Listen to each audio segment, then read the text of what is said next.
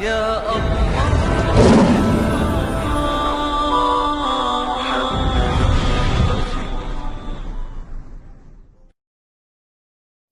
بسم اللہ الرحمن الرحیم.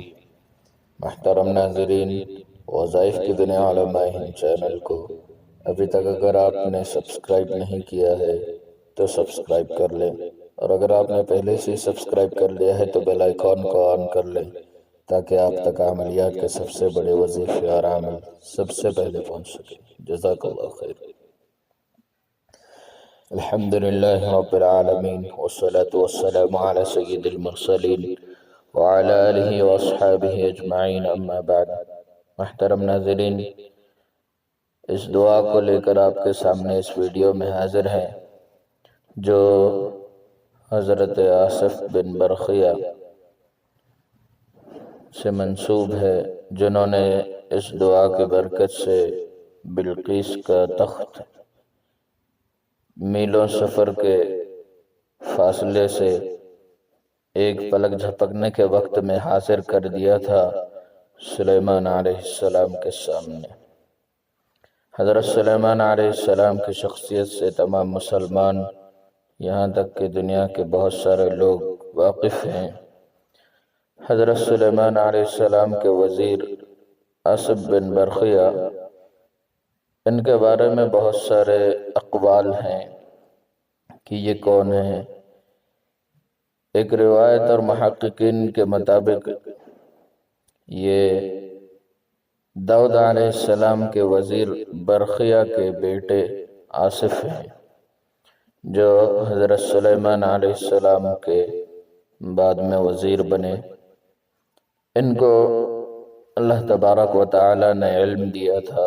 یہ حضرت داؤد علیہ السلام کے ساتھ ان کے ابا یعنی برخیہ حضرت داؤد علیہ السلام کے ساتھ ذکر کرتے تھے، تو علم اللہ نے دیا تھا ان کے ابا کو، اور آصف کو ان کے ابا نے درس دیا، جس کی وجہ سے آصف بن برخیہ کو کتاب کا علم ہوا تھا.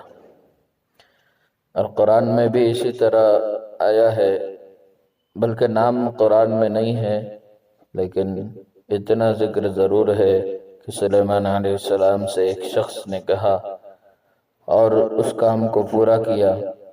تو جب ان سے پوچھا گیا تو انہوں نے کہا کہ میں کتاب کا علم جانتا ہوں کہ جس کے برکت سے اللہ نے اس کام کو میرے ذریعے پورا کیا. آصف بن برخیہ کی تحقیق محققین کے نزدیک بہت سارے اقوال ہیں.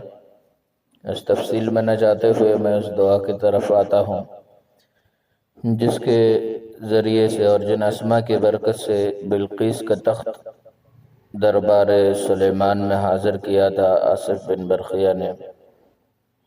امام محمد بن ادریس رازی نے اپنی کتاب کبیر میں، جو ہارون رشید کے خزانے سے حاصل ہوئی تھی، لکھا ہے کہ یہ اسم اعظم ہے، اور یہی وہ اسم ہے جس کے ساتھ آصف بن برخیہ نے دعا کر کے حضرت سلیمان علیہ السلام کی خدمت میں بلقیس کا تخت حاضر کر دیا تھا.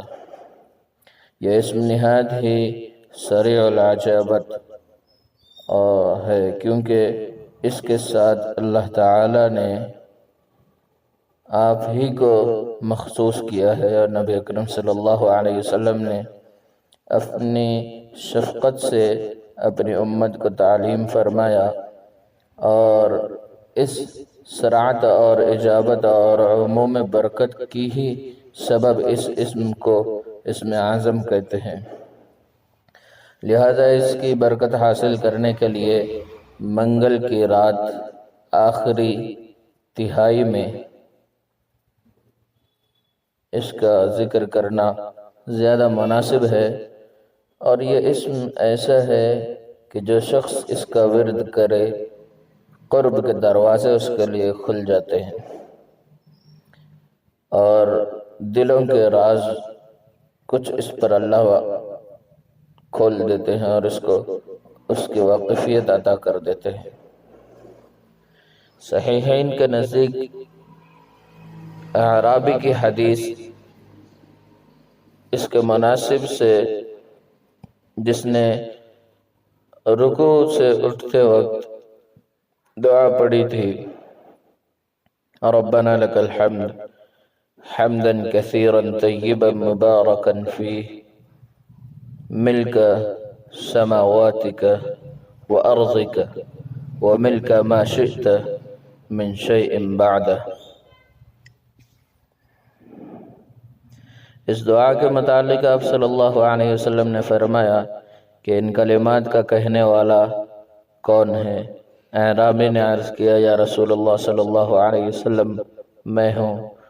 فرمایا کہ میں نے 70 فرشتوں کو دیکھا ہے کہ اس کو لکھ رہے ہیں، یعنی اس کے ثواب کو لکھ رہے ہیں، اور بھی اس کی بہت ساری فضیلتیں اور برکتیں بہت ساری کتابوں میں آئی ہیں۔